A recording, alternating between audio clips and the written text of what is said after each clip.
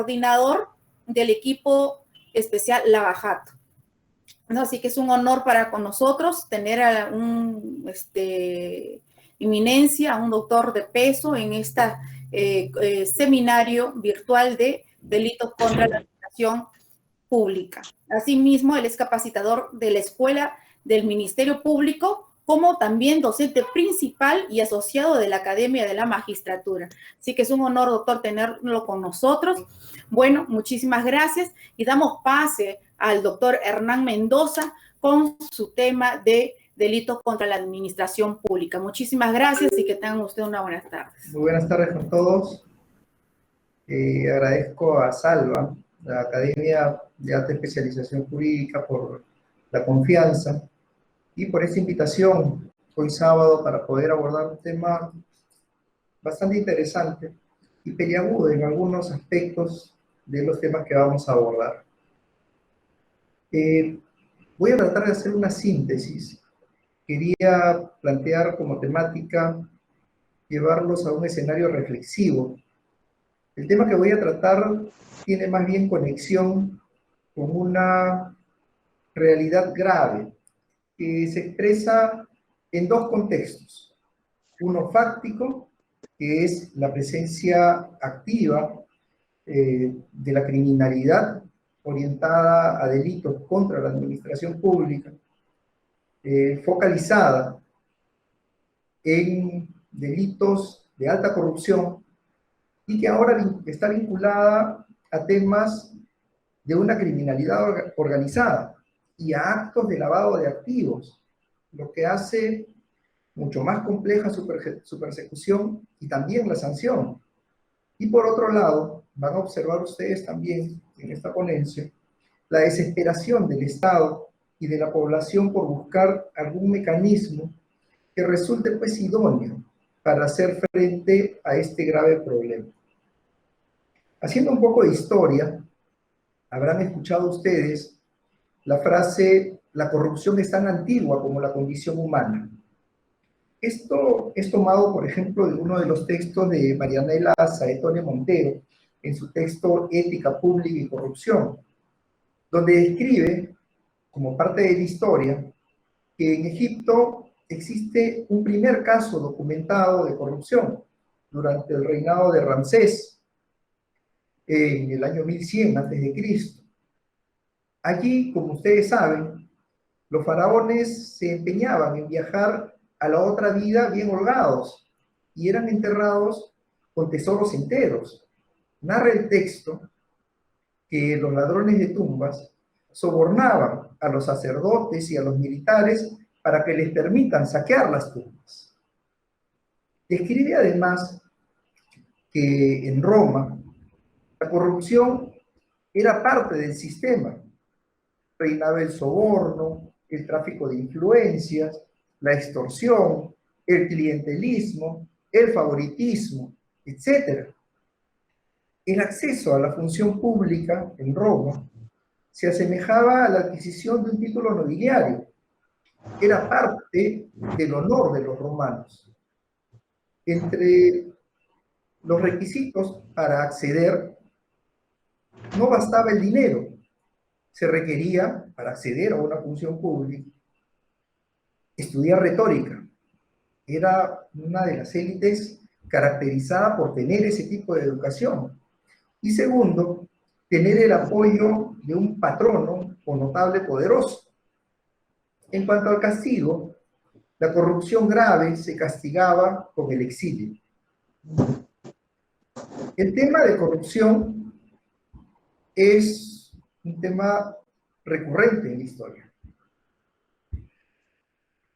Platón, en su libro La República, en el libro 2 de la República, él habla de la lucha entre el vicio y la virtud.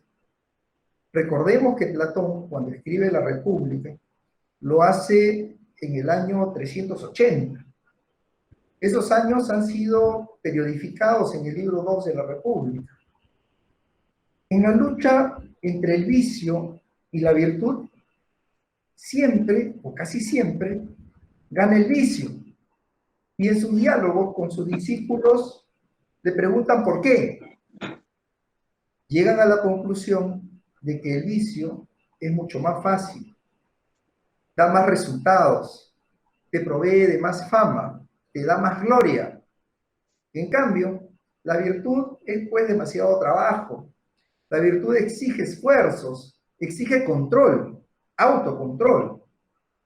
Por lo demás, los seres humanos, concluye el texto, tienden más al vicio que a la virtud. Y Platón dice algo interesante en la lucha contra el vicio. La palabra corrupción no existía en ese momento.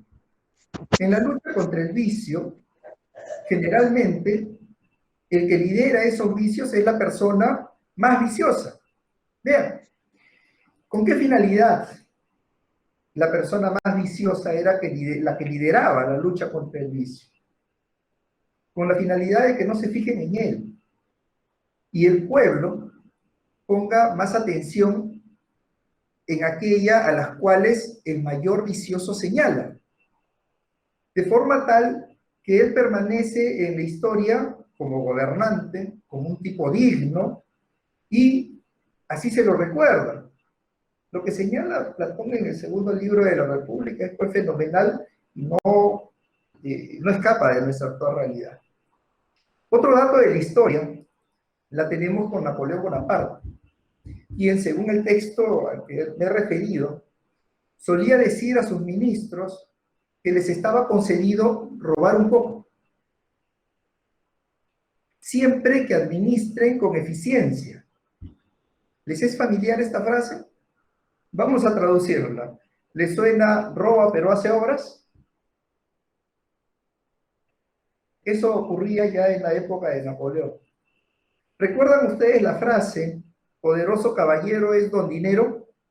Hay un autor español que se llama Francisco de Quevedo Villegas, del siglo XVII. Y él, en su libro, agrega que el dinero tiene un poder inmenso para doblegar voluntades. Que el dinero levanta a la persona más humilde y la coloca frente al rey. Que el dinero es aquello que te posibilita cambiar de dignidades. Y la búsqueda del dinero, obviamente, es una fuerza muy poderosa en los seres humanos. Incluso señala que el ladronzuelo, a la persona sin poder, a aquel ladronzuelo le espera la horca. En cambio, a la persona que se hizo de dinero a través de actos de corrupción, le espera la gloria, la fama. Si es que no cae en desgracia, obviamente. Porque si cae en desgracia, nadie se junta con él. Porque es una persona que la gente busca para ganar puestos, para ganar trabajo, no para ganar desprestigio.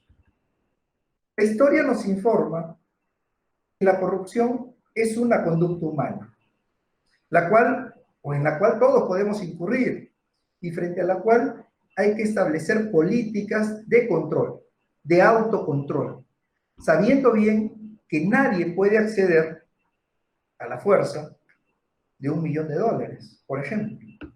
¿Quién le diría no a $1.000.000? Siendo uno funcionario de sector público, a veces hasta parece bastante difícil. Pongámonos en la situación de los funcionarios de las alcaldías, de los gobiernos regionales, los saberes que perciben, y no es porque sea una justificación, sino solo por ejemplo. Sabemos que en la mayoría de casos no alcanza, que lo coloquen $100.000, $1.000.000 para una obra.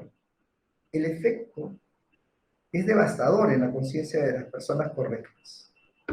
Uno tiene que ejercer control sobre el poder disuasivo de doblegar la voluntad que tienen estos actos de corrupción. Por lo tanto, la primera tarea es controlar, someter a control nuestras tendencias normales a los actos de corrupción.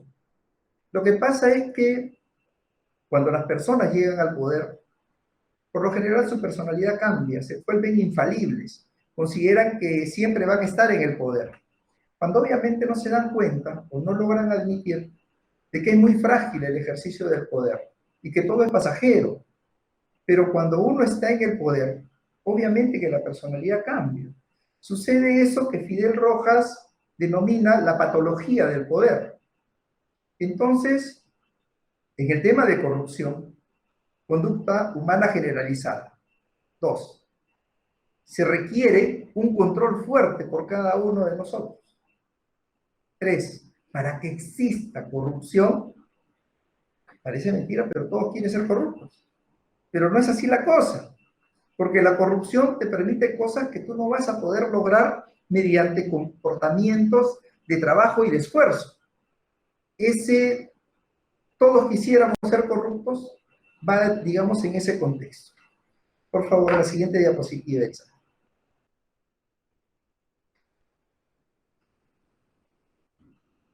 ¿Cuáles son los factores que concurren en ese tipo de delitos? Primero, personas que tienen cuotas de poder. Segundo, el mal uso de esa cuota de poder. Y tercero, la afectación a los intereses de la administración pública y enriquecerse para sí o para otro en claro abuso de esa cuota de poder que le confiere el cargo. Siguiente diapositiva, por favor. Vamos a formularnos una pregunta. ¿Podrá ser corrupta aquella persona que no tiene cuota de poder? ¿Podrá ser corrupta esa persona? Una diapositiva atrás, por favor, Elisa.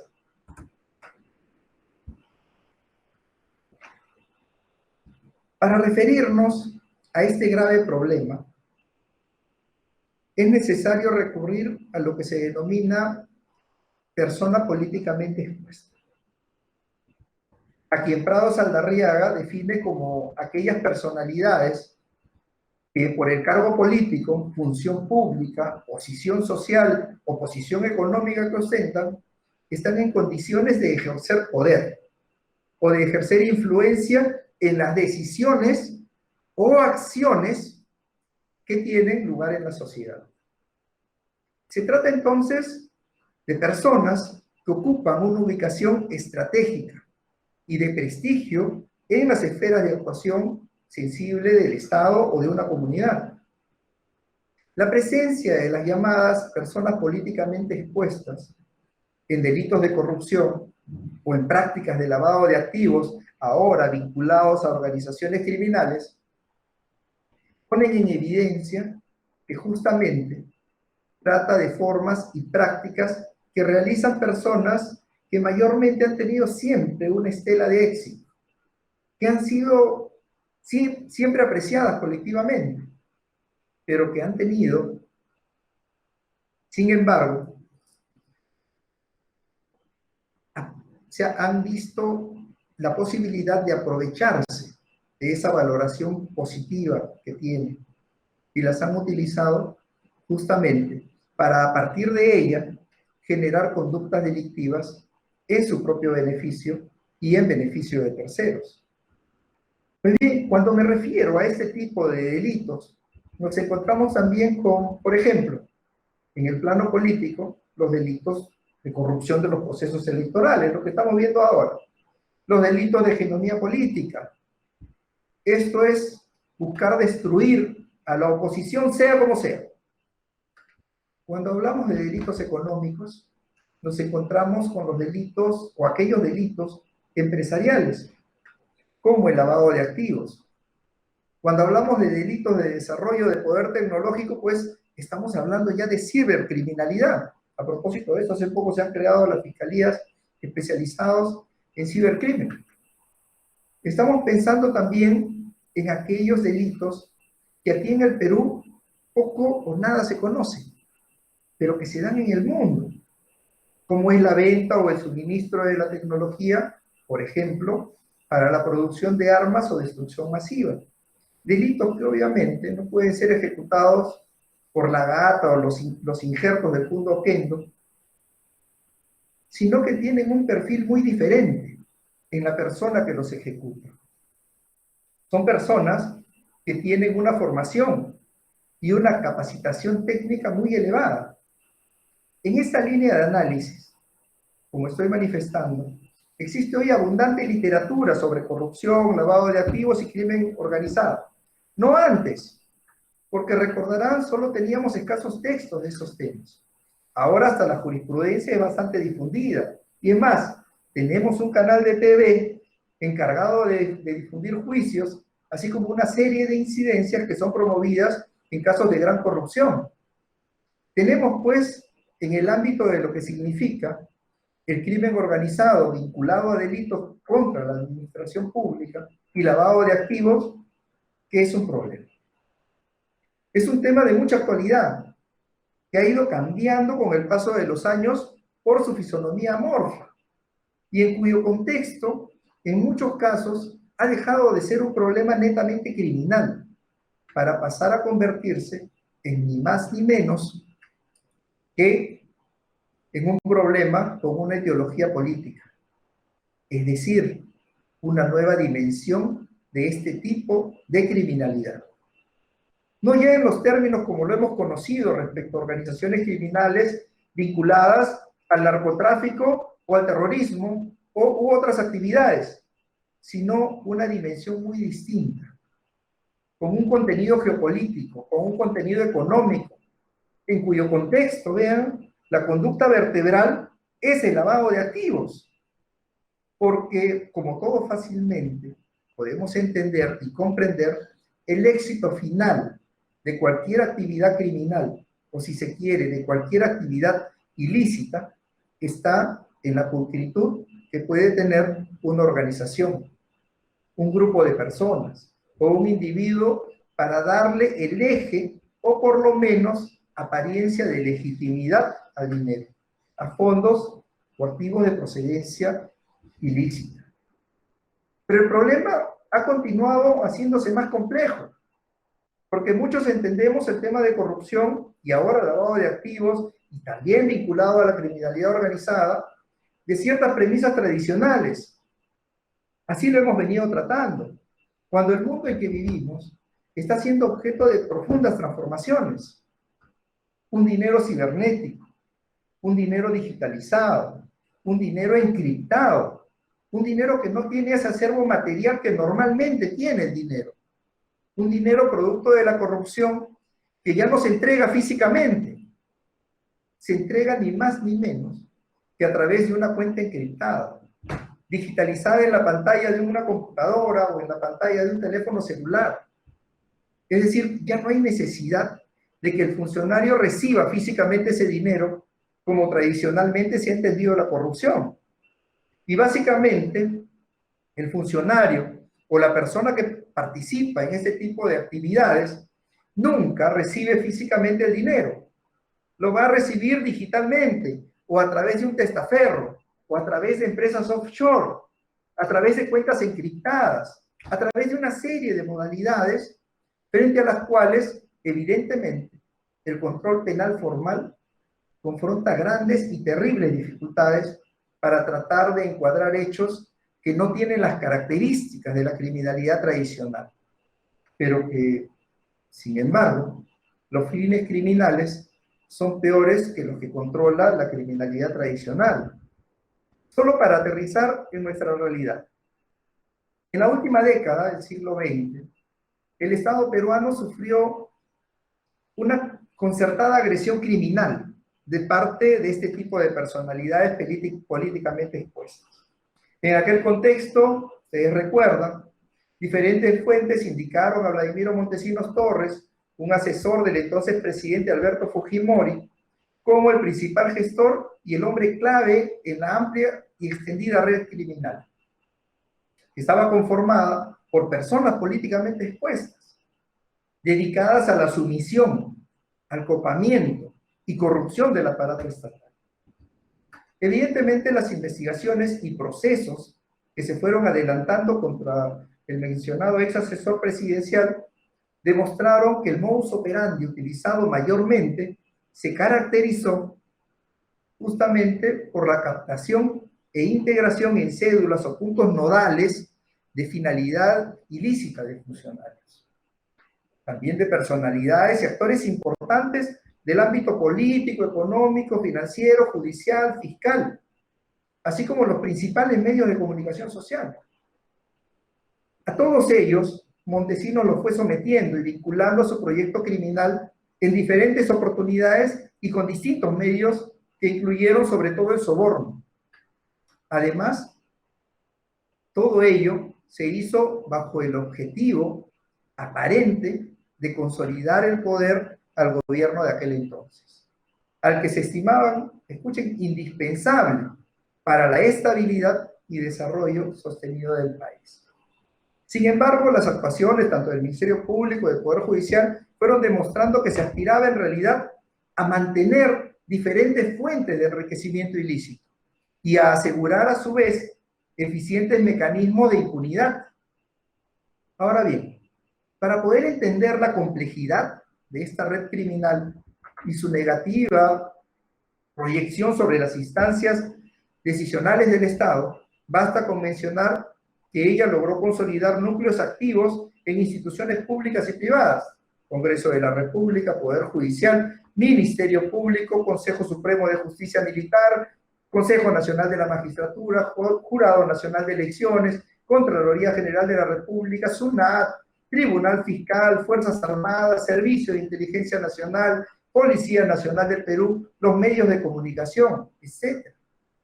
Pero la actividad criminal desplegada por los integrantes de esa red criminal no se circunscribía únicamente a actos relacionados con la corrupción administrativa, sino que trascendió e involucró otras manifestaciones delictivas como el tráfico ilícito de drogas, la tenencia ilegal de armas y graves atentados contra los derechos humanos. En cuanto al daño económico de esa época, hasta el momento no se tienen cifras exactas o definitivas. No obstante, se ha estimado que el probable volumen de transferencias al extranjero supera los 800 millones de dólares. Al respecto, se debe señalar que a través de procedimientos como el de cooperación judicial internacional en materia penal y con la aplicación de acuerdos de colaboración eficaz, que son temas que vamos a abordar en el módulo que les ha comentado la doctora Elizabeth Pacheco, se logró identificar, recuperar, repatriar una parte mínima de esos ingresos. Pero, ¿qué posibilitó ese eficaz saqueo que hicieron las personas políticamente expuestas del erario nacional? Comenzaremos por señalar que las personas expuestas políticamente, imputadas por actos de corrupción de la red Montesinos, desarrollaron tipologías bastante convencionales para lavar esos ingresos ilegales y que eso hizo prácticamente imposible detectar la gran mayoría de activos. Pero no solo eso, existía poca preocupación en promover el conocimiento y aplicación de todas las nuevas políticas y estrategias que se habían implementado y formulado para prevenir y controlar ese abuso de poder. Recuerden que el Estado formuló unidades orgánicas para hacer frente a estas actividades, claro, frustradas. Recordarán ustedes la Oficina Nacional contra la Corrupción y la simbólica Comisión Nacional de Alto Nivel contra la Corrupción. En ese contexto, entre terminar de estudiar lo vivido y procurar preparar a los órganos encargados de persecución y juzgamiento, la realidad hizo notoria que habíamos avanzado muy poco en garantizar una armonizada legislación y que sea operativa, que asegure una eficacia de los instrumentos preventivos de alerta temprana contra la corrupción. Pero que debíamos avanzar, pues desafortunadamente los sucesos derivados de casos emblemáticos, como los que en el último lustro han comprendido delictivamente a importantes empresas constructoras brasileñas, han puesto en evidencia que las medidas existentes no impiden el resurgimiento de estas personas en prácticas de corrupción. Expresidentes, Alejandro Toledo, el fallecido Alan García Pérez, Ollanta Tazo, su esposa también, por cierto, Pedro Pablo Kuczynski y Martín Vizcarra Cornejo. También están involucrados presidentes de gobiernos regionales y alcaldes de las principales ciudades del país. Ejemplo de ellos son los exalcaldes de Lima, Castañeda Locio y Susana Villarán, solo por mencionar algunas. Esta red alcanza a grandes empresas nacionales y extranjeras, a partidos políticos, a altos funcionarios públicos, exministros, entre otras varias personas. Entonces, el escenario que les quiero mostrar es bastante amplio. No pasa solo por la coima al policía de tránsito. Hablamos de casos de gran corrupción, cuya complejidad es cada vez más difícil de investigar. Y les decía ya antes, también difícil de sancionar. Así que en lo que resta, daremos cuenta de algunas notas esenciales que deben conocer para identificar este tipo de casos. En respuesta a la pregunta que había formulado en una de las diapositivas, ¿podrá ser corrupta aquella persona que no tiene cuota de poder? Por ejemplo, una persona que barre las calles, ¿podrá incurrir en actos de corrupción? Una persona que no tiene a su cargo ninguna facultad de administrar patrimonio, de administrar personal, de tomar decisiones sobre otros, ¿podrá incurrir en actos de corrupción? Obviamente que no. La corrupción, o este tipo de delitos contra la administración pública, exige como primera condición administrar una cuota de poder. Por más mínima que sea esa cuota de poder, sirve para actos de corrupción. Por lo tanto, así las personas que puedan acceder a puestos públicos, si es que no tienen una cuota de poder, obviamente que no lo van a poder hacer. De ahí viene la frase, si todos quisiéramos ser beneficiarios de los actos de corrupción, no podríamos incurrir en actos de corrupción porque para ello se requiere tener bajo control una cuota de poder. Y el dinero es una cuota de poder. Quien tiene dinero muchas veces tiene control de funcionarios públicos. Entonces, primera condición para incurrir en actos de corrupción, que el sujeto, sea una persona pública o privada, administre una cuota de poder. Los mandatarios, los ministros, los congresistas, los fiscales supremos, los jueces, los alcaldes, los gobernantes regionales, etc. Ahí se centra el poder. Las cuotas de poder son altas. Imagínense la cuota de poder que tiene un juez penal, por ejemplo, para enviar a la cárcel a la persona. Imagínense el poder que tiene un comité especial para una contratación. Los miembros del Ministerio de Energía y Minas. Ministros que otorgan una concesión. Las concesiones de camisea. Esas concesiones, ¿cuánto han involucrado? ¿Como una losa deportiva de 400.000 soles? ¿O un pavimento de unas cuantas calles de 90.000 soles? Las concesiones, señores de camisea, han sido, solo en estimaciones, 4.000 millones de dólares. La concesión de la venta de la línea telefónica fueron como 3.000 millones de soles. A eso, sáquenle el 1%. Es terrible. Los fiscales hemos investigado las concesiones sin éxito durante muchas décadas en el Perú. La verdad es que hasta hace poco solo se investigaban contrataciones públicas. Claro, las contrataciones son más numerosas que las concesiones, pero nunca se van a comparar con las concesiones, por ejemplo, petroleras, las concesiones mineras, las concesiones gasíferas, las concesiones de las tierras seriazas. El Perú es un país que está dividido en cuadrículas chiquitas. Esas cuadrículas representan concesiones públicas. Por ejemplo, en la sierra, el Cerro de Pasco, la selva, casi todo está concesionado. O sea, grandes empresas son propietarias del Perú. Personas que no sabemos quiénes son, extranjeras por lo general. Eso nos hace creer que somos soberanos. El Perú está dividido y vendido a nivel de concesiones por largas décadas en casi todo el territorio nacional. Solo cómprense un mapa minero y van a ver la realidad. Es terrible. Y esas concesiones, ¿quién las ha otorgado? ¿Cuáles son las reglas que han seguido? Las concesiones son en donde los funcionarios demuestran su integridad.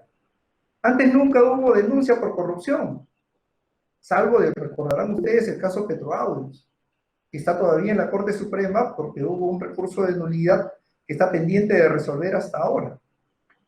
Y es que los gobiernos se han encargado de que las concesiones salgan del ámbito de control, de que nadie controle ahí. El control se da por la propia institución que da la concesión. Eso es absurdo. Ahí nunca va a haber control real. Entonces, miren, una cuota de poder importante a la cual desde hace poco recién se está mirando. En la diapositiva 4, por favor, Elisa. Les decía, ¿basta con una cuota de poder? Segundo requisito para que se genere un acto de corrupción es que esta persona haga mal uso del poder que administra. El poder que administra un funcionario público siempre tiene que estar en función a los fines constitucionales de su cargo público. Tiene que estar en función al servicio de la población, al servicio de la nación. Sin embargo, en el acto de corrupción, ¿qué sucede? La persona coloca sus atribuciones o cargos públicos al servicio propio de enriquecerse él o terceras personas, o a veces el partido o grupo político, según condición de todo acto de corrupción. ¿Qué más suele concurrir en estos actos de corrupción? ¿Qué más suele concurrir? En la siguiente diapositiva, por favor. ¿Qué más suele concurrir? Hay un tercer elemento de los actos de corrupción. El acto de enriquecerse abusando del cargo, abusando de la posición o de la función que va a significar afectar los intereses de la administración pública. La afectación de los intereses de la actividad pública es otro elemento del acto de corrupción en el sector público, porque corrupción hay en todo ámbito de la vida humana, como les decía antes, haciendo un poco de historia, ya sea social, institucional o incluso familiar. Pero cuando hablamos de la corrupción en el sector público, nos estamos refiriendo al núcleo más restrictivo de la actividad humana que pide ofrecer integridad, decencia. Porque si la administración pública está sumida en actos de corrupción, ese Estado es un Estado bananero, es un Estado en donde todo se puede comprar y vender, de forma tal que la corrupción en la administración pública es vista como una calamidad, como una cosa que afecta el sistema democrático.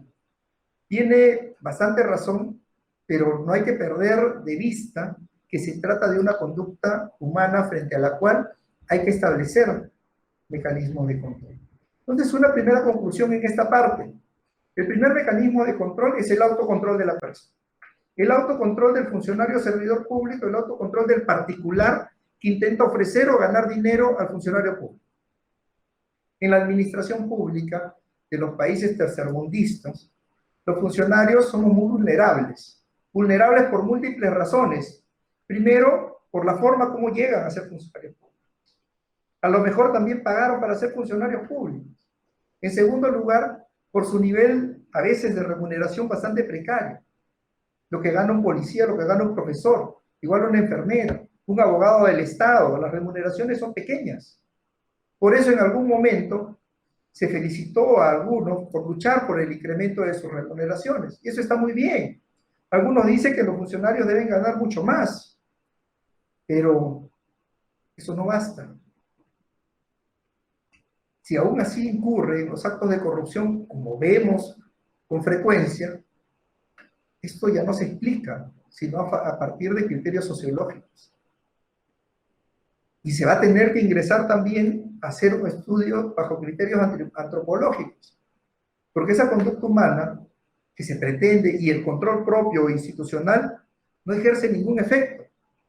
Las características que deben tener estos controles son importantes, porque se está hablando de actos de corrupción y actos de gran corrupción. Siguiente diapositiva, por favor. Vamos al concepto de corrupción. La corrupción es un fenómeno social amplio y complejo, que requiere ser evaluado desde distintos enfoques o disciplinas, a fin de combatirlo y comprenderlo. Quizá esto explique que ni la Convención de las Naciones Unidas contra la Corrupción, ni la Convención Interamericana contra la Corrupción hayan preferido dar una definición cerrada de este fenómeno, sino enumerar algunas conductas que deben entenderse como actos de corrupción y que abarca todos los delitos contra la administración pública. Y por tanto, son ser sancionadas. Incluso Ugaz Sánchez Moreno apunta que aun cuando desde hace más de 20 años Transparencia Internacional popularizó la definición de corrupción como el abuso de una función pública para obtener un beneficio privado, lo cierto es que aquella definición se trata no solo de una fórmula sintética, de describir la esencia de la corrupción, pero no agota su contenido. Por todo ello, es importante conocer cómo se ha definido la corrupción en nuestro país. Por ejemplo, en el Plan Nacional contra la Corrupción 2012-2016, se planteó la siguiente definición operativa: uso indebido del poder para la obtención de un beneficio irregular de carácter económico o no económico a través de la violación de un deber de cumplimiento en desmedro de la legitimidad de la autoridad y de los derechos fundamentales de la persona.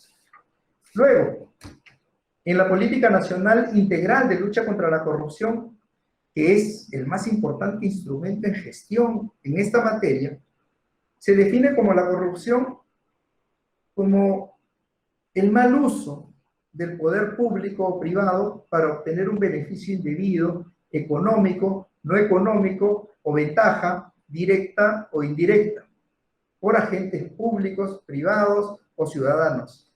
Se precisa además allí que la noción de mal uso de poder comprende tanto al poder público como al privado.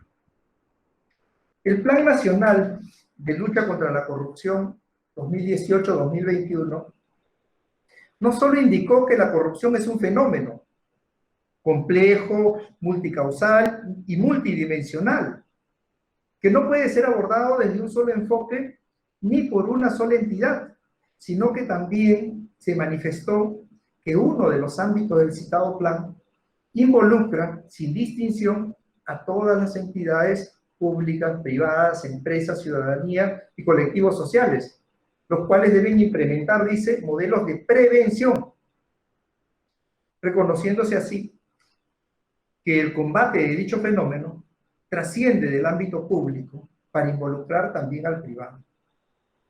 En efecto, solo para que tengan una idea de esa información, de acuerdo con el Plan Nacional de Lucha contra la Corrupción 2018-2021, es necesario que las empresas desarrollen buenas prácticas corporativas alineadas al modelo de prevención contenido en la Ley 30.424.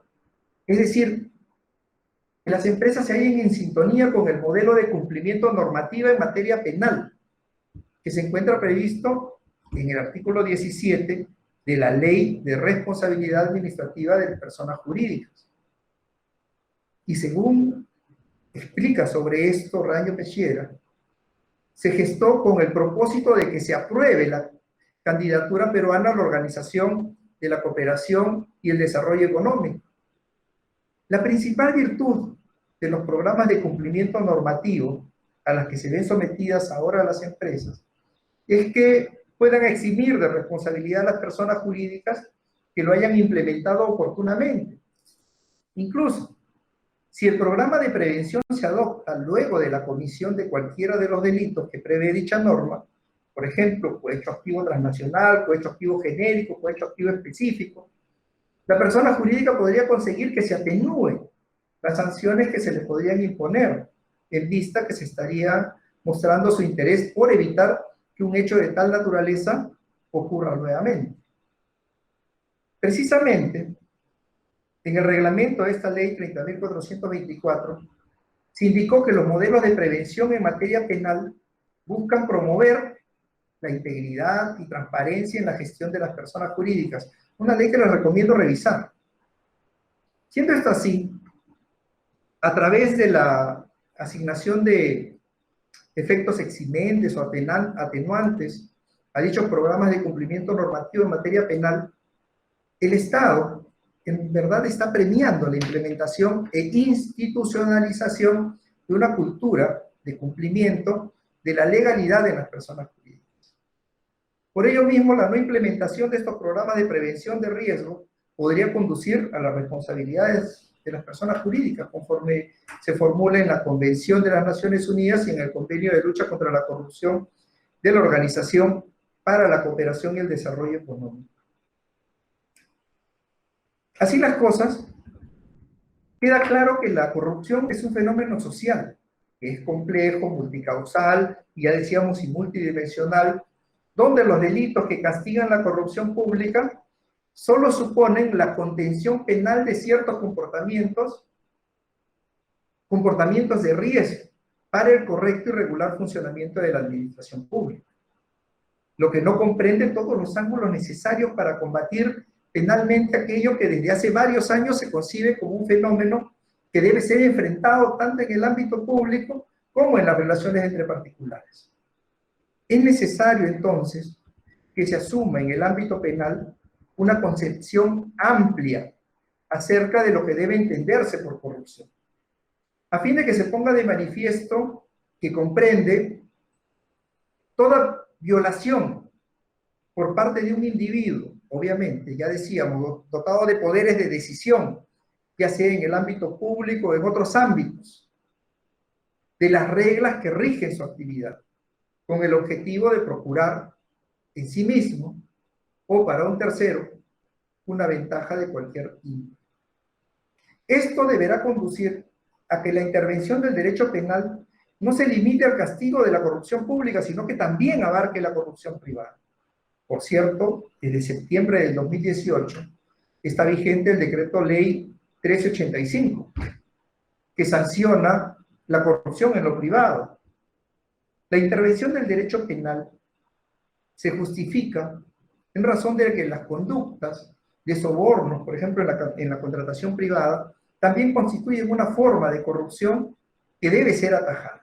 En otras palabras, para combatir la corrupción de acuerdo a una estrategia que sintonice con la política nacional de integridad y lucha contra la corrupción, así como con el Plan Nacional de Lucha contra la Corrupción, y que se encuentre en línea con importantes instrumentos internacionales, es necesario que se procure una estrategia integral de persecución y sanción de todas las formas de corrupción que comprenda cuán útil es la implementación de políticas públicas y la promoción de valores en el ámbito público y privado, pero que también acepte como necesaria la intervención del derecho penal cuando todos los intervinientes son individuos particulares que realicen comportamientos altamente ofensivos a los intereses públicos. Ahora bien, a partir de lo señalado, podemos destacar algunos elementos esenciales de la corrupción. Es el tema que nos interesa, la corrupción pública. Pues la corrupción en lo privado y su forma de represión merecen una atención, si bien no diferenciada en aspectos esenciales, sí en cuanto a su contenido normativo. Y estos elementos de corrupción pública podrían ser antinormatividad. Todo acto de corrupción transgrede normas penales, administrativas o éticas. Un interés privado. Todo acto corrupto busca obtener un beneficio privado, que no siempre está relacionado con el corrupto, por lo que puede ser para una persona cercana al corruptor o para un tercero. Y en tercer lugar, el abuso de una función.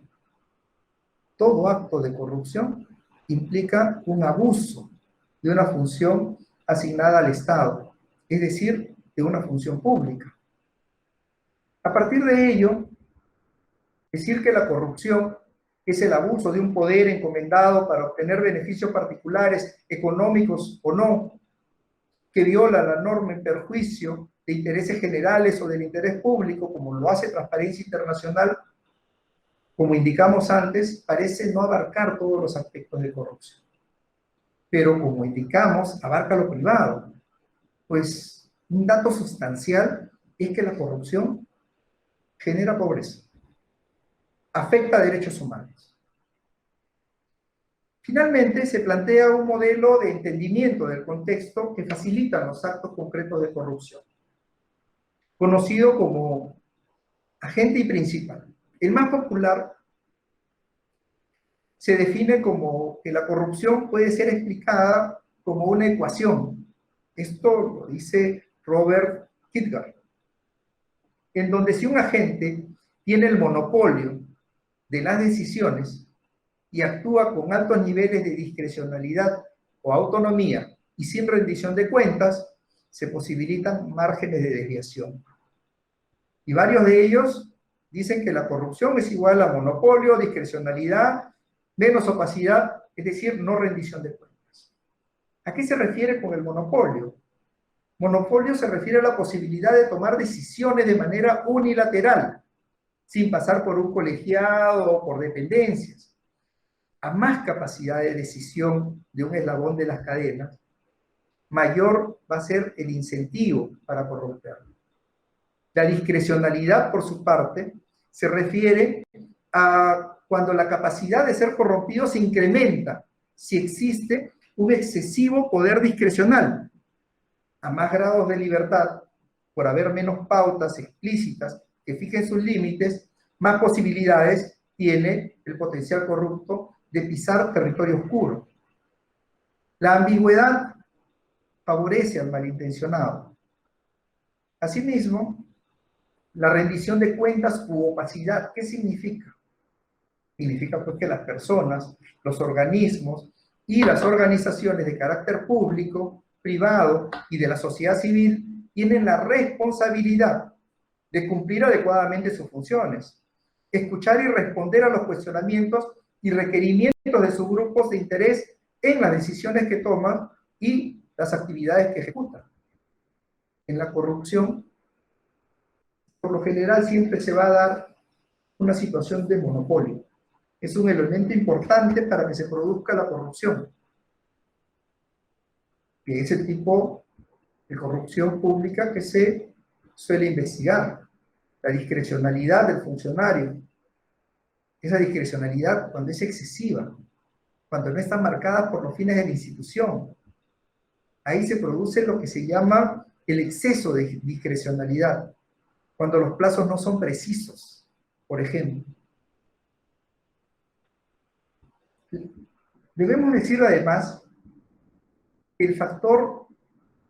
un factor que es decisivo para desencadenar la corrupción es la inescrupulosidad de la persona. Es decir, yo llego aquí para enriquecerme, señor. Yo llego aquí para acumular poder y usarle en mi favor. Téngalo por seguro que en esos casos se hará un acto de corrupción. Por ejemplo, ¿qué pasaba con el Consejo Nacional de la Magistratura, donde vendían los puestos públicos? ¿Eso cómo se llama? Son agentes inescrupulosos. Las personas que compraron su cargo de juez o de fiscal, ¿qué harán dentro? Se va a reiterar, porque lo que hizo fue una inversión. Recuerden esa época del consejero Anaya, la que le pregunta a un destacado y ahora suspendido fiscal, le dice: ¿tienes plata? No, no tengo. ¿Tienes poder político? Tampoco. Uy, está bien, le dice, está bien difícil la cosa. Si no tienes dinero y tampoco poder, descarta tu elección como fiscal. ¿Y eso desde cuándo viene?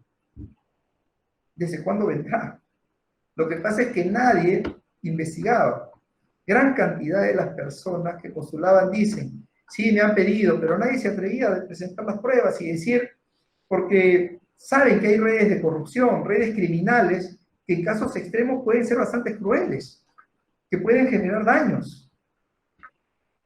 Bien, entonces, 4 criterios para que hayan actos de corrupción: una situación de monopolio, opacidad o falta de transparencia, una discrecionalidad excesiva y el actuar inescrupuloso del funcionario.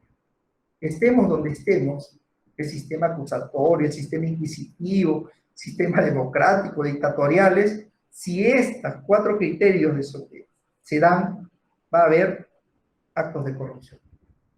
Recuerden, la lucha contra la corrupción es un mandato constitucional.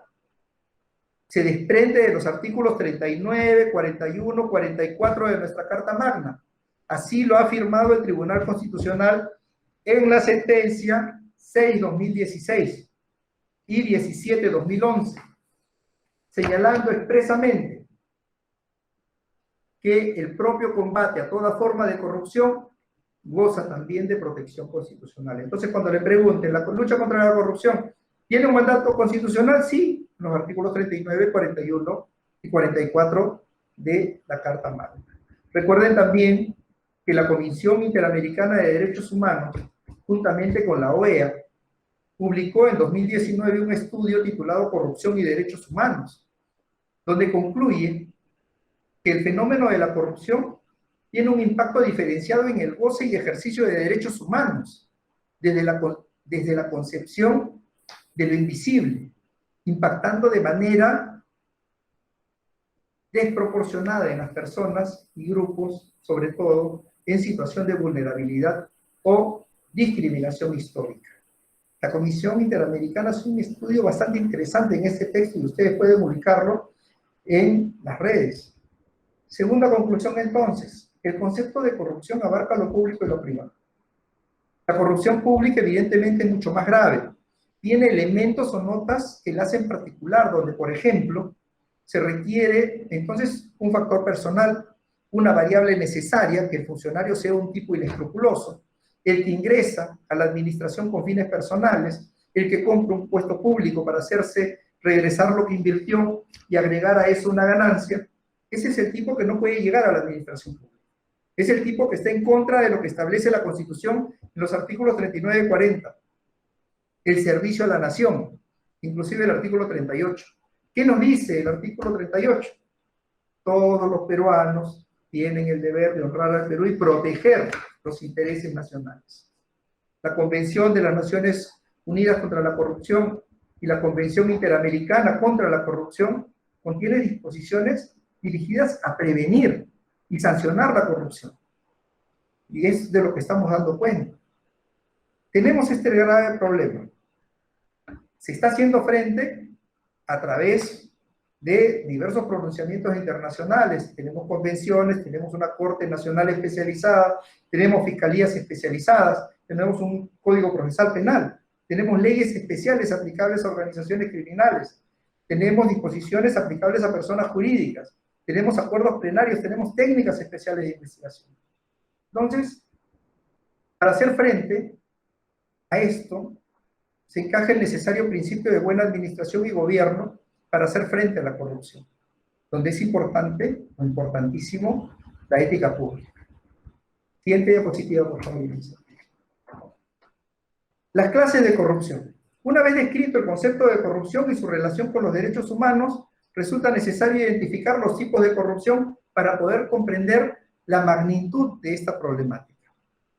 Entonces, del texto del profesor Iván Montoya podemos extraer que estas podrían diferenciarse de acuerdo a lo que se trabajó en el Grupo Técnico de Política Anticorrupción y Ética Judicial del Poder Judicial. Por ejemplo, grupos por su naturaleza.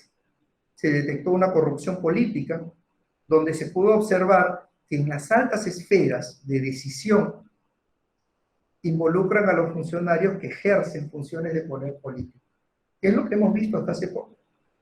Hemos visto corrupción burocrática o administrativa, donde afecta no a los niveles altos, sino a los niveles intermedios y a los niveles bajos de los organismos públicos.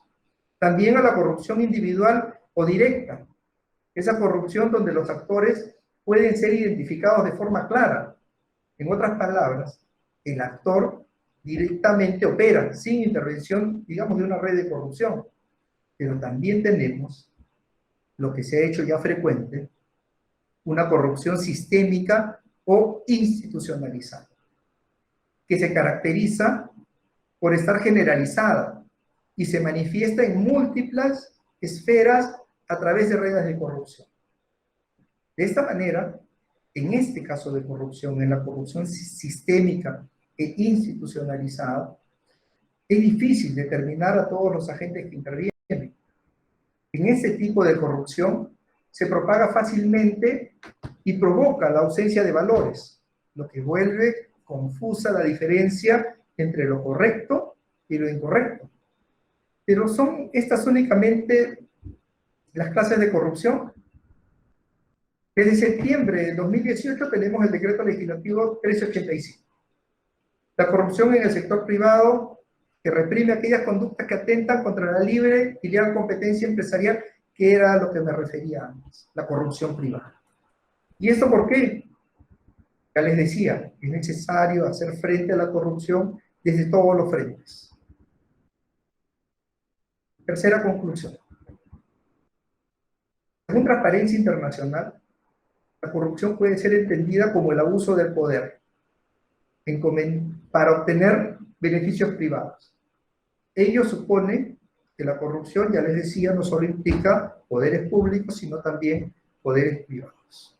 Aunque deben tener en cuenta que mientras por un lado la corrupción puede afectar el correcto funcionamiento de la administración pública, por el otro nos encontramos ante comportamientos desviados de los centros de poder y de decisión de las empresas. En ese sentido, también hay que ver lo que es la corrupción privada, que muchas veces la vemos vinculada, y la vamos a ver seguramente en la siguiente semana, cuando veamos una parte del delito de peculado y otros aspectos también de algunos delitos vinculados a ello.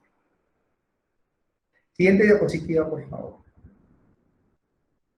¿Se puede justificar un acto de corrupción? A nivel de tipicidad, antijuricidad o culpabilidad, existe una serie de causales o factores que atacan o eliminan la relevancia penal del hecho. Así, si a nivel de tipicidad se comprueba la falta de algunos de los elementos exigidos por el tipo penal, ya no se podrá avanzar en los siguientes niveles, pues el hecho va a ser irrelevante para el derecho penal. Igualmente, cuando siendo típico el hecho denunciado, si el mismo fue cometido bajo el amparo o permiso de causales que estipula el artículo 20 del Código Penal, legítima defensa, estado de necesidad justificante, ejercicio regular de un derecho, cargo de empleo, obediencia debida, obediencia jerárquica o el consentimiento. Estos sucesos en aquellos casos van a dejar de ser antijurídicos para tornarse en permitido por el derecho. Finalmente, cuando el hecho típico y antijurídico para tornarse permitido por el derecho es cometido, por ejemplo, por un enfermo mental, tampoco podremos hablar de culpabilidad. De ahí la pertinencia de la pregunta: ¿puede haber justificación de los actos de corrupción? La corrupción se ha visto como una cosa de gran impacto social, que afecta a las bases de la administración pública, de modo tal que casi nunca se analiza que pueden haber casos corruptos justificables, pero es probable que pueda haber error de tipo en un acto de corrupción, por supuesto. La corrupción no es un tipo que esté al margen de los otros delitos. Pueden haber actos de error que afectan o que hacen atípica la conducta. Por ejemplo, un cómplice, cuando un funcionario le dice a su trabajador que por favor vaya a la agencia y que retire un paquete, y la persona va, y esa persona es manipulada, y en ese paquete obviamente habrá un mecanismo corruptor dirigido al funcionario, al alcalde, al funcionario de justicia. Este cómplice actuaría bajo un estado de error. O cuando alguien le hace entrega a un funcionario por su cumpleaños, lo que se llama un acto socialmente adecuado, y él no se percata que ese regalo excede de los parámetros de un acto socialmente adecuado, como por ejemplo un fajo de $5.000. Acá pueden esconderse lo que se llaman las coimas disfrazadas, pero puede darse un mecanismo corruptor en estado de error de tipo. Un caso de justificación lo plantea muy claramente esa hermosa obra, película también que ustedes seguramente habrán visto, La lista de Schindler. Ante situaciones de gran abuso, ¿cuál es lo que prima? ¿Qué es lo que prima? ¿Cuál es lo que debe tener mayor valor? ¿El acto de salvar vidas a través de mecanismos de corrupción o el hecho de enviar a las personas a la muerte? Entre el abuso y la corrupción, dos grandes males que asolan a las administraciones públicas, obviamente el abuso es mucho más deteriorante que los mecanismos de corrupción La corrupción deteriora las instituciones en sentido político, en sentido económico. El abuso deteriora a las personas en su calidad de persona. La lista de Schindler, que fue llevada a una película, les decía, ahí se aprecia que Oskar Schindler, un alto ejecutivo nazi, un empresario, corrompe a los altos mandos militares del sur de Polonia, en donde él tenía sus fábricas. Los corrompe dándoles dinero, bebida, dándole posibilidades de ascenso, porque él formaba parte del partido nazi, a cambio de que estos mandos militares no lleven a sus trabajadores a los campos de concentración. Esa conducta, de acuerdo al Código Penal, era un acto de corrupción. ¿Cómo va a permitir que un empresario le dé dinero a los funcionarios militares para que estos no cumplan con sus funciones? ¿Cuáles eran sus funciones? Hacer experimentos con los judíos. Él salvó con ese comportamiento corruptor a más de 1000 judíos que trabajaban en sus fábricas. ¿Fue un acto de corrupción? Sí. ¿Pero está justificado? Claro. Por eso es que a él lo procesan, pero después comprueban que los actos que él realizó fueron actos en defensa de un bien superior. En este caso, la vida de sus trabajadores. Esta conclusión, claro que puede justificarse un acto de corrupción, y en ello operan las causas de justificación que expresa el Código Penal. Siguiente diapositiva, por favor. ¿Qué se protege en este tipo de delitos? En doctrina penal existen diversas posiciones en torno a cuál sería el bien jurídico general protegido por los delitos contra la administración pública. Antes de hacer una pequeña reseña de cada postura y explicar cuál es considerada como la más adecuada, conviene adelantar que en esta parte no serán analizados los bienes jurídicos que de manera específica protege a cada tipo penal, sino que se abordará el bien jurídico protegido, pero de manera general, en todos los tipos penales de delitos contra la administración pública cometidos por quienes, por funcionarios. Así, es posible identificar las siguientes posturas: la probidad, dignidad, integridad, rectitud y lealtad del funcionario público. Como puede entenderse, se trata de una concepción subjetiva respecto del bien jurídico, ya que se centra en características que el funcionario público debe tener para trabajar en la administración pública. Otro, las expectativas basadas en las normas que se tienen respecto de la actuación de los funcionarios estatales y aquellas sobre el rol que estos deben de cumplir en nuestro sistema social. En otras palabras, las expectativas normativas se defraudan cuando los funcionarios públicos incumplen un deber institucional de sujeción a la ley. Es decir, no actúan según las normas estatales prescritas. Tercero, el correcto y regular funcionamiento de la administración pública, el correcto ejercicio de la función pública. Esta última es la postura que predomina y es la que se ve desarrollada actualmente en doctrina y en jurisprudencia. Fidel Rojas Vargas, por ejemplo, se pregunta ¿qué se protege en la administración pública? Y él dice básicamente dos valores: la imparcialidad y la objetividad. Garantizar que la toma de decisiones de los funcionarios públicos se le haga en condiciones de imparcialidad. Cuando el funcionario va a tomar decisiones, cuando el funcionario va a emitir a través de sus resoluciones actos de función, actos de servicio, que implica una toma de decisión, pero también se protege la objetividad, dice, en el desarrollo de un procedimiento. Por ejemplo, en el caso de los fiscales, dice, la actividad de los fiscales está definida por la objetividad, por el no apasionamiento, por la no injerencia de circunstancias extrajurídicas en el desarrollo de su investigación. Cuando la objetividad se le afecta a través de mecanismos corruptores, obviamente se producen actos de corrupción.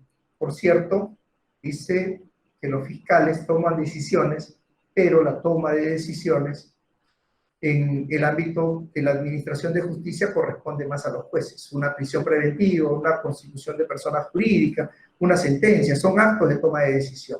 La contratación de un personal, una contratación laboral, una concesión, son toma de decisión. Y donde hay toma de decisión, se tiene que hacer con base al criterio de imparcialidad. En la imparcialidad lo que debe formar la toma de decisión es la mejor prueba, el mejor argumento. Esos son los criterios que definen la imparcialidad.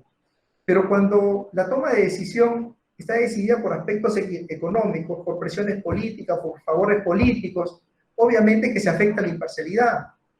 Se incurre en actos de corrupción. Entonces se protege la imparcialidad en la toma de decisiones, se protege la objetividad en el trabajo fiscal y se protege también las bases de los sistemas democráticos. Y lo que afirma Fidel Rojas Vargas es correcto, pero creemos que encaja mejor como bien jurídico que protege en particular cada delito, donde, como veremos, el bien jurídico específico no es el mismo. Por ejemplo, en los delitos de colusión tenemos los principios de imparcialidad y transparencia, entre otros. En el delito de peculado, el principio de no lesionar el patrimonio del Estado. En la malversación de fondos, el principio de legalidad presupuestal. En los cohechos, el principio de gratuidad del acto público. O el de abuso de autoridad, el principio de autoridad. Por eso es que coincidimos con Ramiro Salinas Sicha, cuando dice que se busca proteger penalmente el normal, correcto y transparente desenvolvimiento o desempeño de la administración pública, orientada siempre al logro de su fin último. ¿Cuál es? El fin común.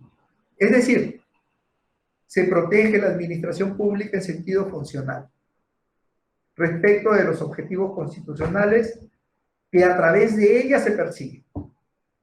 La administración y la función pública de un Estado está pensada y concebida para todos. No puede beneficiar a ningún sector o persona en particular, guiada siempre por criterios objetivos, legales y prestacionales. Si un fiscal, por ejemplo, acepta dinero por parte de un abogado para archivar un caso contra un imputado, se estaría cometiendo un delito de cohecho. Y con ello, vulnerando, en primer lugar, el correcto funcionamiento de la administración pública. El correcto funcionamiento de la administración pública sería el bien jurídico protegido general. En segundo lugar, este delito supondría la vulneración del derecho al debido proceso al agraviado actor civil, así como al principio de imparcialidad o objetividad, lo que afecta el derecho de igualdad de armas al momento de defender la parte civil su posición dentro del proceso. El derecho al debido proceso, el principio de imparcialidad e igualdad de armas serían los principios del correcto funcionamiento de la administración pública que son los específicamente afectados. Otra conclusión. De manera general, el bien jurídico es el desempeño correcto de los deberes y funciones que los servidores, funcionarios y empleados públicos asumen o se les delega con la finalidad de administrar al Estado. Pero cada tipo penal tiene un bien jurídico de protección específica. Siguiente diapositiva, por favor. El bien jurídico, correcto funcionamiento de la administración pública es supraindividual. Es decir, su titularidad es compartida por la sociedad en su conjunto. Es indisponible por el sujeto privado. Por esta razón, es ineficaz el consentimiento respecto de la lesión o puesta en peligro del bien jurídico en cuestión. No hay consentimiento allí. Esta posición recoge el Acuerdo Plenario 1/2016 en el Fundamento 14. Dice, no todos los delitos comprendidos allí tienen contenido patrimonial, por lo que en cada tipo penal se tiene que analizar si se cumple con los presupuestos establecidos para prolongar el plazo de prescripción. Este acuerdo se refiere a los plazos de prescripción. Y tenía que ver con que si es que todos los delitos contra la administración pública tenían o no contenido patrimonial. Ya vamos a ver más adelante cómo se ha complicado más la cosa todavía. En relación con la titularidad del bien jurídico afectado por los delitos de corrupción, es decir, quién sale en defensa del Estado, existen dos posturas. El titular del bien es el Estado, esta es la posición, digamos, dominante, y en ese sentido el sujeto pasivo específico va a ser siempre la entidad afectada en el caso concreto. Pero por otro lado está también el tema de que los titulares son los ciudadanos. Esto en la medida en que los delitos contra la administración pública generan un daño y afectan los derechos de los administrados y de la colectividad en general. Una postura contenida en esta tesis es la que considera que la conducta penalmente relevante de un delito contra la administración pública genera al menos un peligro para la vigencia de un derecho subjetivo. Sin embargo, coincidimos con el profesor Iván Montoya cuando difiere de esto, ya que los delitos contra la administración pública no son los únicos que en el fondo lesionan o ponen en peligro un derecho subjetivo. Con respecto a la afectación de la función prestacional del Estado por parte de los delitos contra la administración pública, el Tribunal Constitucional, mediante sentencia 17/2011 del 3 de mayo del 2012, señala que el tribunal ha entendido que detrás de las disposiciones de dicho capítulo de nuestra Constitución, y en especial del artículo 39 de la Constitución que establece los funcionarios y trabajadores públicos están al servicio de la nación, lo que les decía antes, y que sobre esto es que subyace el principio de buena administración. Entonces, y también se refiere al artículo 44 de la Constitución sobre los deberes primordiales del Estado. El bien jurídico, como otra conclusión, el bien jurídico es uno superindividual, cuya titularidad le corresponde al Estado representado por la entidad estatal que va a resultar afectada. Siguiente diapositiva, por favor. ¿Quién es funcionario o servidor público? ¿Quién es? ¿La calidad de funcionario público es accidental? No, no es cierto. La calidad de funcionario público no es accidental, sino que su conducta es un elemento fundamental de la sanción penal en los delitos de corrupción. En esta medida, todo análisis de una acción de corrupción debe partir por identificar al funcionario público. ¿Pero quién es funcionario público? En primer lugar, al momento de definir al funcionario público, en el marco de los delitos de corrupción, debe tomarse en consideración la autonomía del término en el ámbito penal. Su autonomía en el ámbito penal. El contenido del concepto de funcionario público ha tenido un trato diferente según el área del derecho que lo regula. Ejemplo, en el derecho administrativo se utiliza un concepto formal y restringido a este término, según lo dispuesto en el artículo 40 de la Constitución y también en la Ley de Bases de la Carrera Administrativa. Pero estas normas establecen una definición negativa del funcionario público, es decir, por exclusión, por ejemplo, de aquellos que desempeñan cargos políticos o de confianza y a los trabajadores de las empresas del Estado o de sociedades de economía mixta o a los miembros de las Fuerzas Armadas y Fuerzas Policiales. En otras palabras, para definir el concepto de funcionario público en el derecho penal, va a ser importante determinar quiénes pueden lesionar por su proximidad y función el correcto funcionamiento de la administración pública. El concepto de funcionario público utilizado en el derecho penal es autónomo, ojo, es autónomo al que es utilizado por otras ramas del derecho, correspondiendo a criterios de elaboración estrictamente penal. Pero ¿cómo se incorpora un sujeto a la función pública? El título habilitante de incorporación consistirá en la selección, la designación o la elección del sujeto para desempeñar actividades o funciones de servicio. En la selección, elegirá una persona, entre otras, por parte de la autoridad. En la designación, designar a un sujeto para la función pública por parte de una autoridad competente.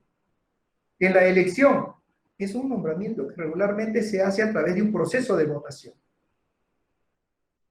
Esta posición es la que plantea la Convención Interamericana contra la Corrupción, en el artículo 1, y que es igualmente reconocida en la Convención de las Naciones Unidas. Entonces, una interpretación de ambos tratados, o ambas convenciones, nos lleva a postular la necesidad de una incorporación a la función pública, resaltando algunas características. No importa la denominación o nombre jurídico, importa el título habilitante. Es irrelevante el nivel jerárquico, es irrelevante, escuchen, el carácter remunerado u honorífico del cargo. El requisito de incorporación, digamos, heterónoma, cumple con una función negativa, es decir, excluye de la categoría de autores de los delitos de corrupción a las personas que no hayan sido incorporadas de esa forma a la función pública. Siguiente, por favor. Vamos a explicar esto con un caso. Lo que denominamos nosotros, o lo que le voy a denominar ahora, el caso de los bomberos. Para ello les voy a pedir que revisen la sentencia de revisión 503-2017 Callao.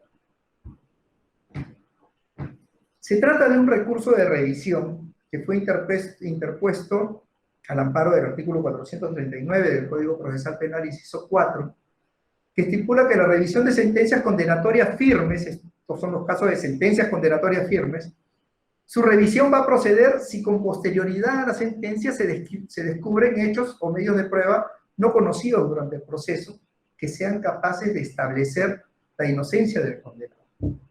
¿Qué pasó en este caso? Las sentencias impugnadas en revisión establecieron que se utilizó o usó motobombas del Cuerpo General de Bomberos del Perú, pese a que tiene un fin social determinado para acudir en caso de siniestros, en beneficio de actividades particulares de una persona jurídica. En tal virtud, se había condenado al recurrente como cómplice del delito de peculado de uso doloso. Como fundamento jurídico se invocó el artículo 3 de la Convención de Naciones Unidas contra la Corrupción, que establece que el funcionario público es toda persona que desempeñe una función pública o preste un servicio público al Estado. Ahora bien, con posterioridad a esta sentencia, entró en vigencia el Decreto Legislativo 1260, en cuyo artículo 3 prescribe que los integrantes del Cuerpo General de Bomberos Voluntarios del Perú no son considerados ni funcionarios ni servidores públicos. Entonces, se invoca como error de hecho sobrevenido la interpretación y aplicación de dicha norma. Pues, obviamente, si los bomberos no serían funcionarios o servidores públicos, entonces no podrían ser considerados cómplices del delito del peculado. La respuesta es la siguiente. La Corte Suprema le indica que desde la perspectiva penal el artículo 425 del Código incorpora una noción amplia de lo que es funcionario público. Y no solo comprende a los que están dentro de la carrera administrativa. Y esto concita a la Convención de las Naciones Unidas. Y le dice que no es suficiente o determinante que lo que establecía el artículo 3 del Decreto Legislativo 1260, y que diga esta norma que el bombero no es funcionario ni servidor público, sino que se entre a analizar el estatus integral de esa función, la naturaleza del servicio de la institución y las reglas jurídicas respecto a los bienes que se habían asignado para las funciones. Y ahí se determinó que los bomberos participan en el ejercicio de una función pública, que tienen un título de habilitación debidamente estructurado por ley, que integran un cuerpo jerarquizado y que los bienes de la institución tienen un fin determinado y están sujetos a control gubernamental. Entonces, los bomberos sí pueden responder, así su ley diga que no son funcionarios o servidores públicos. Siguiente diapositiva, por favor. Ahora bien, existen dos tipos de casos o dos supuestos que generan dificultades. Los funcionarios de facto y aquellos que usurpan funciones públicas de manera unilateral. En el primer caso se trata de un particular que es incorporado como funcionario público a través de alguna forma de selección, designación o nombramiento que podría resultar nulo, incluso anulable o hasta inexistente. Y por otro lado, en lo que respecta al usurpador de funciones, se hace referencia a los casos en que un sujeto, por iniciativa propia, se coloca de forma ilegítima en la posición de funcionario. A través de dos ejemplos se aportará, digamos, la solución a este tipo de casos complejos. Vean, ejemplo de funcionario de facto o de hecho. Tenemos el recurso de nulidad 1813-2003 de la Corte Suprema. En enero del 2001 se difunde un video en el que se aprecia cómo Vladimiro Montesinos, que formalmente no era jefe del Servicio de Inteligencia Nacional, sino asesor de la alta dirección de este órgano, cómo es que él entregó al señor Luis Bedoya de Vivanco, candidato al cargo de alcalde de Miraflores, la cantidad de $25.000 americanos que pertenecían a los fondos públicos del Servicio de Inteligencia Nacional. ¿Esto para qué? ¿O con qué propósito? Para financiar la campaña electoral municipal del año 1998. ¿Podía Montesinos ser considerado funcionario público para efectos del delito de peculado? El Tribunal Constitucional, en sentencia recaída en el expediente 2758-2004, ratificando lo que dice la Sala Penal Transitoria de la Corte Suprema, indicó que si bien es cierto que Montesinos Torres ocupaba el cargo de asesor 2 de la alta dirección del Servicio de Inteligencia Nacional, en realidad ejercía de hecho la jefatura del Servicio de Inteligencia Nacional, cargo que le permitía la custodia y administración de fondos públicos. Otro caso lo tenemos en lo dicho por la Sala Penal en el recurso de casación 1720-2018 Lima. En este recurso de casación, la defensa había indicado que no se estableció el vínculo jurídico entre la función de su patrocinada y los fondos públicos apropiados de una universidad muy conocida. Que la prueba actuada, decía, no justificaba la condición de recaudadora de hecho que se le atribuía y que existía insuficiente actividad probatoria sobre la autoría de hecho. ¿Vean? La Corte Suprema analizó este caso y, aunque indicó que el recurso carecía de fundamento, señaló que la realidad de la aprobación de los caudales públicos se había establecido a través de una pericia y que la relación funcionarial se sostenía, tal como se lo puntualizó la sentencia de vista, más allá de una orden verbal que había recibido esta funcionaria, en lo que ella misma había realizado. Sirvió en ventanilla del área de recaudación de la universidad, atendió al público, de suerte que su función real no solo era la de recaudadora, sino también de ingresar los reportes de ingreso que correspondían a la universidad. Ahí tenemos otro caso, el funcionario de hecho. Otro caso lo tenemos en lo que dijo la Sala Penal Transitoria en la casación 442-2017 ICA. En ese caso, la sentencia de vista razonó que el casacionista, quien ya no ejercía la coordinación de servicios judiciales y recaudación, había asumido de facto un rol funcional dentro de la administración pública. Esto es, la percepción y la obligación de depositar dinero a un banco. En ese sentido, formalmente no ostentaba vinculación formalidad específica de percibir, custodiar o administrar efectos o caudales públicos. Sin embargo, en los términos del Acuerdo Plenario 4/2005, correspondía verificar si al momento de la comisión de los hechos había ostentado esa vinculación funcional. Y la Corte Suprema hace un análisis, indicando que se hace necesario un acto de establecer requisitos o condiciones para un funcionario de hecho. Y en esta sentencia se señala que se hace necesario un acto de nombramiento o conferimiento en la función pública, pero que, por ser irregular, no otorga al designado una función de funcionario de derecho. También que la designación nombramiento o conferimiento de la función se puede realizar incluso de manera verbal y que no se advertía ninguna destinada a acreditar esa función o relación funcional de hecho que habría atendido al casacionista respecto de los efectos o caudales públicos. Entonces, y esto es importante que ustedes lo conozcan, porque en esta sentencia de casación se establece cuáles son los criterios para llegar, para analizar la concurrencia de un funcionario de hecho. ¿Qué ocurre con quien no es funcionario de hecho, con el que usurpa las funciones? Un sujeto, por ejemplo, se hace pasar como fiscalizador de la municipalidad y pide licencia de funcionamiento a un local que no la ha tramitado y le exige al dueño del local la entrega de dinero a cambio de no multarlo. Ojo aquí, la persona que se hace pasar como fiscalizador no cuenta con poder para vincular al Estado, por tanto no puede ser considerado funcionario público. Otro ejemplo, un sujeto compra la vestimenta de un policía de tránsito para utilizarla en su beneficio. Detiene un automóvil que no tiene SOAT y le exige al conductor la entrega de dinero a cambio de no sancionarlo con la multa respectiva. ¿Puede el referido sujeto ser considerado como funcionario público y responder como autor del delito de cohecho? Es importante tener en cuenta que el sujeto se coloca de forma ilegítima en la posición de un funcionario público.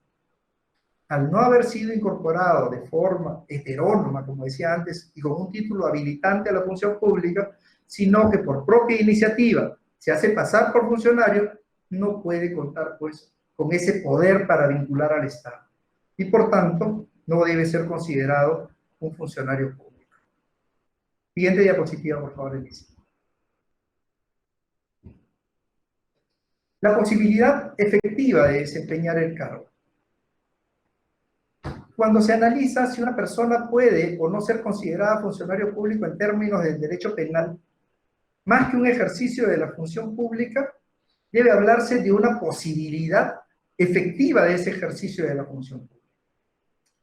Ya que desde esta posición se podrá al menos poner en peligro el bien jurídico protegido en esos términos. Entonces, la posición de cercanía al bien jurídico protegido no requiere de un ejercicio, sino de la posibilidad efectiva de ejercitar el poder otorgado al momento de la incorporación en el organigrama público. En otras palabras, cuando el sujeto accede materialmente al aparato estatal, se origina una relación en la que el correcto y normal funcionamiento de la administración pública va a depender ¿de qué? De su comportamiento. Un ejemplo lo tenemos en la sentencia emitida por la Sala Penal Especial de la Corte Suprema en el expediente 6/2001. El artículo 47 del reglamento del Congreso disponía que el periodo parlamentario comprendía desde la instalación del nuevo Congreso hasta la instalación del elegido en el siguiente proceso electoral. ¿Recuerdan ustedes el caso de Alberto Curi Humachar? Él fue candidato al Congreso de la República por el periodo 2000 a 2005. El 9 de abril del 2000 se realizaron las elecciones presidenciales y también las congresales, siendo Alberto Curi Humachar elegido para el cargo de congresista de la República. No obstante, el 5 de mayo del mismo año, Alberto Curi se reunió con Vladimiro Montesinos y recibe dinero para cambiarse a las filas del fujimorismo. La lista oficial de congresistas fue publicada por el Jurado Nacional de Elecciones el 3 de junio y asume funciones el 28 de julio. Entonces la pregunta era, ¿debía ser considerado funcionario público Alberto Curi Humachar? El derecho penal, como se ha señalado, asume un concepto autónomo de funcionario público, distinto al previsto en el reglamento del Congreso. Según la Corte Suprema, Curi Humachar era funcionario público desde el 9 de abril. Así, entonces, él se encontraba tan cerca del ejercicio efectivo de la función pública que era capaz de vincular materialmente al Estado con sus actos. Y, por tanto, sí debía ser considerado funcionario público. Cuando Curi obviamente se reúne con Montesinos y había sido elegido congresista, a pesar de que no ejercitó ni desempeñó el cargo público. Curi se encontraba en posición de dominio que le permitía acceder y lesionar el bien jurídico. Son irrelevantes, por tanto, en esta parte las normas administrativas que establezcan ciertas formalidades, si no basta con esa posibilidad.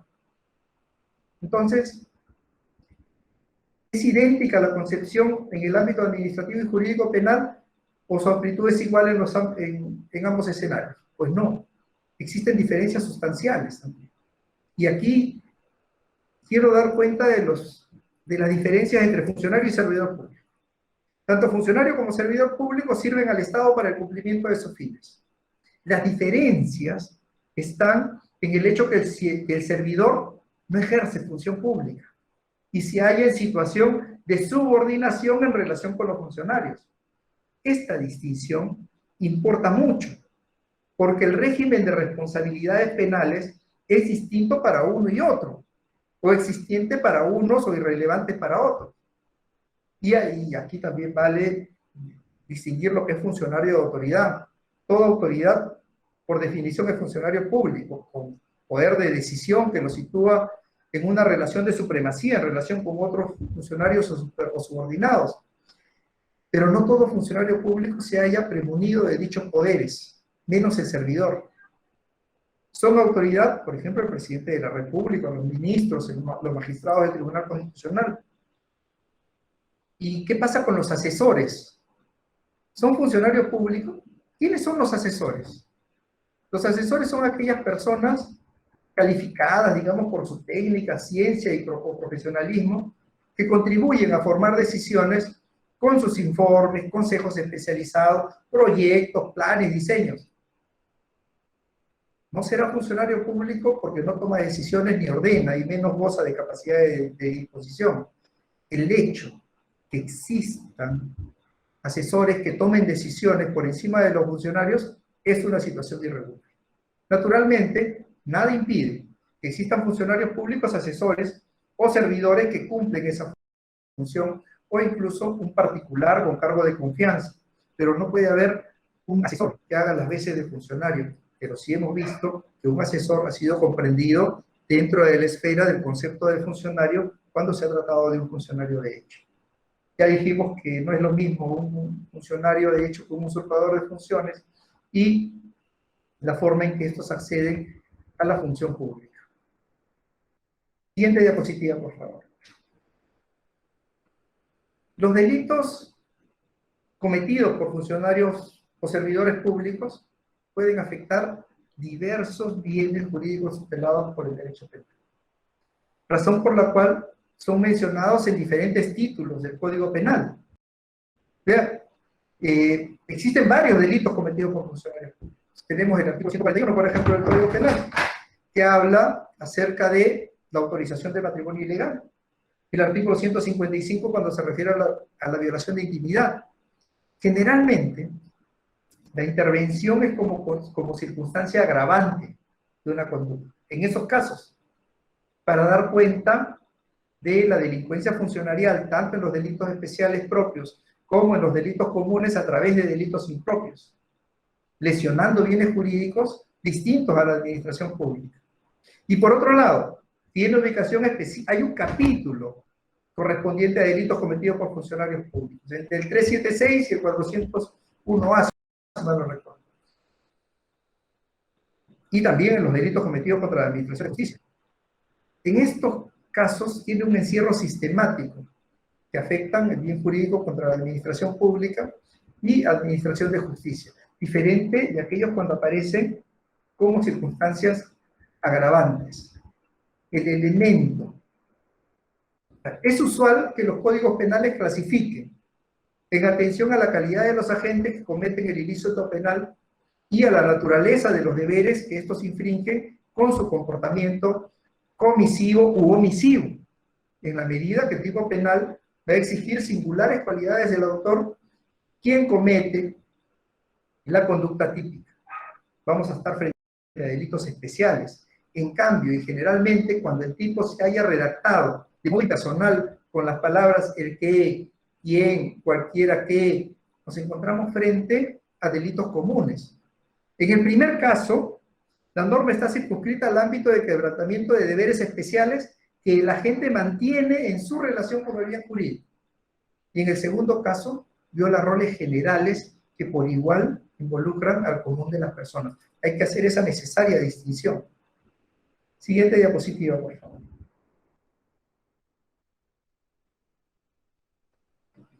Siguiendo a Iván Montoya y también al profesor Raúl Parión Arana, podemos coincidir en un enfoque simple de delitos especiales. Según aquel, delitos especiales, aquellos que no podrán ser cometidos a título de autor por cualquier sujeto, sino solo aquellos que tengan las calidades y condiciones exigidas por el tipo penal. Entonces vamos a encontrar los delitos especiales llamados actualmente de infracción de deber, frase que ustedes saben es incorporada por Claude Roxy, que establece ciertas condiciones para la concurrencia o componentes de un delito de infracción del deber. Esto es, un sujeto activo especialmente calificado en su relación con el bien jurídico, una gama de conductas típicas que solo toman como autor al funcionario o servidor público y el quebrantamiento de deberes como consecuencia de la ejecución o consumación de la conducta típica. Estos delitos especiales o infracción de deber tienen una subdivisión a su vez en propios e impropios. El funcionario que sustrae bienes públicos que no está bajo su administración o custodia comete delito común y no comete, por ejemplo, un delito de peculado. Entonces, una segunda postura sobre estos temas de delitos de infracción del deber es la que trae Jacobs. Y enseguida, esta señala que existen dos tipos de deberes, correspondientes a los dos ámbitos de competencia, de organización institucional. Organización institucional. Sin embargo, nuestra jurisprudencia, cuando ha entendido este tipo de delitos como infracción de deber, lo ha entendido como, o desde la perspectiva planteada por el profesor Claude Roxy. No debemos dejar de lado otra teoría que ha adoptado también nuestra Corte Suprema, y que es la denominada teoría del dominio sobre la vulnerabilidad del bien jurídico, que es la propuesta por Bernd Schunemann, la que parte por preguntarse cuáles son las necesidades político-criminales detrás de la decisión del legislador de elaborar un delito especial. Y en esta línea, esta perspectiva sostiene que el criterio de la autoría en los delitos especiales debe ser buscado no en la infracción de un deber formal, extrapenal o institucional, como lo sostiene, por ejemplo, la teoría de infracción del deber, sino en una relación especial de dominio sobre el resultado lesivo al bien jurídico. Y que ese dominio se va a fundamentar en la posición de garante del sujeto cualificado, la capacidad o la cercanía o proximidad fáctica con el bien jurídico protegido es lo que le va a permitir tener la capacidad de afectarlo desde la organización estatal.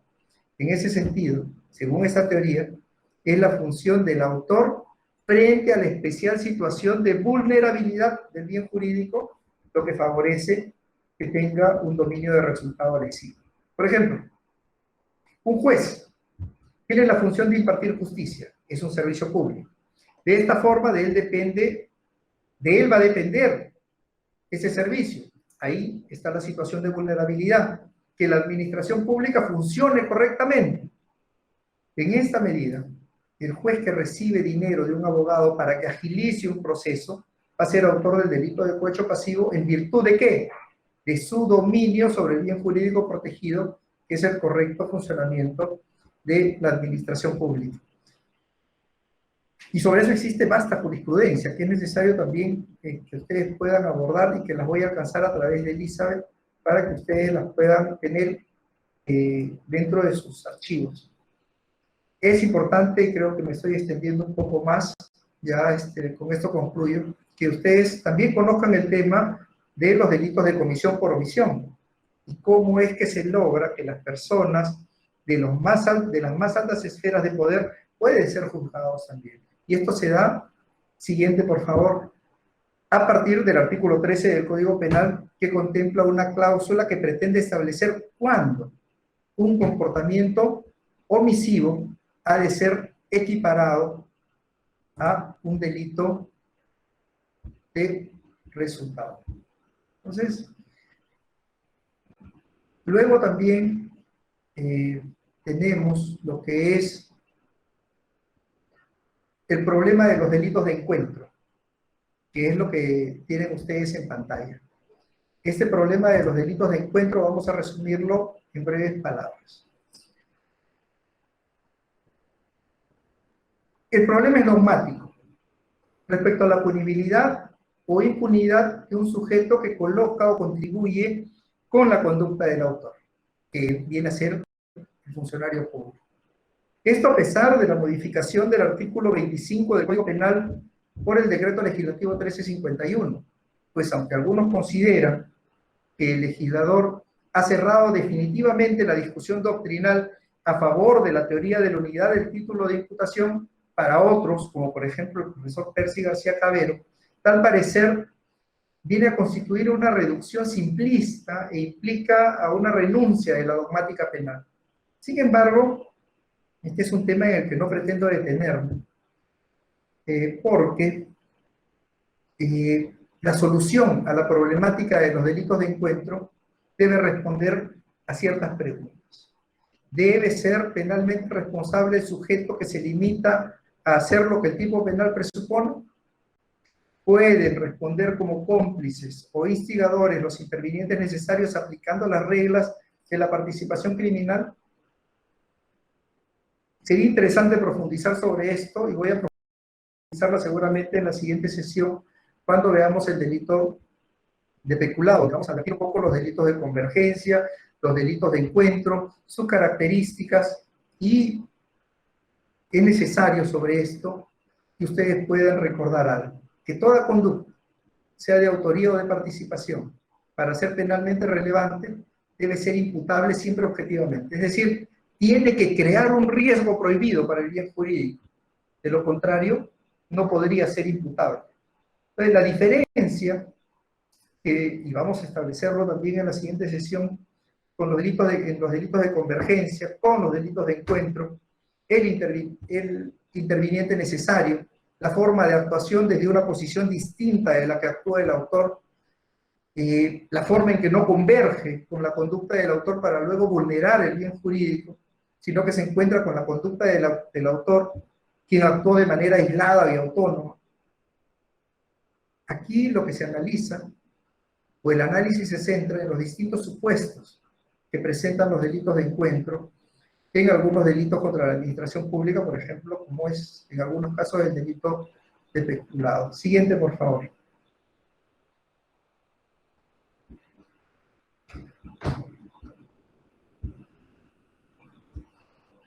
Según la teoría analizada, ¿cómo responde el sujeto, el que es partícipe del hecho? No puede ser autor, menos puede ser autor mediato, tampoco coautor, menos instigador, cómplice primario, cómplice secundario, o solo un simple cómplice. Definitivamente va a ser solo un cómplice, sin la necesidad de una extensión de primario o secundario, simplemente cómplice. No existe otro título adicional. Siguiente, por favor. En cuanto a la regla de prescripción, solo hacer una observación, que es necesario que ustedes puedan conocer y tomar nota sobre ella, porque esta ha sufrido algunas modificaciones. Entonces, cuando se realiza esta modificación directamente a la Constitución, porque ustedes saben que la prescripción se define como el transcurso del tiempo que extingue pues, esa potestad del Estado para perseguir el delito. El Estado va a perder la facultad de ejercitar un caso concreto, el ius puniendi del Estado. Esta posibilidad, según los términos de las modificatorias introducidas, tiene el siguiente contexto. El artículo 41 de la Constitución ha sido modificado por Ley 30.650, el 7 de agosto del 2017. Señala ahora que el plazo de prescripción se duplica en caso de delitos cometidos contra el patrimonio del Estado por funcionarios o servidores públicos como para los particulares. Antes, recuerden, solo estaba previsto para funcionarios o servidores públicos, no para particulares, que era un debate que se tenía también y acuerdos plenarios sobre ese tema. Ahora no, se incluye a los particulares. Pero dice además, la acción penal es imprescriptible en supuestos más graves, conforme al principio de legalidad. Y la pregunta es, conforme al principio de legalidad, ¿cuáles son esos supuestos más graves? ¿A qué norma debemos remitirnos? El Congreso de la República actual tiene pendiente una reforma, un proyecto de reforma sobre que pretende incluir cuáles son los delitos a los que se refiere este apartado. Y seguramente la va a incluir dentro de lo que es el Código Penal para tener lo que la propia Constitución exige, un principio de legalidad. Bueno, hasta esta parte les agradezco la atención. Muchísimas gracias a cada uno de los presentes. Doctor Hernán Mendoza, una vez más, muchísimas gracias por estar con nosotros el día de hoy y lo esperamos el próximo sábado a la misma hora, 6 de la tarde. Quedan todos despedidos. Muchísimas gracias. Academia Salva, de alta especialización jurídica, les está muy agradecidos. Hasta la próxima. Buenas noches. Hasta luego. Buenas noches, doctor.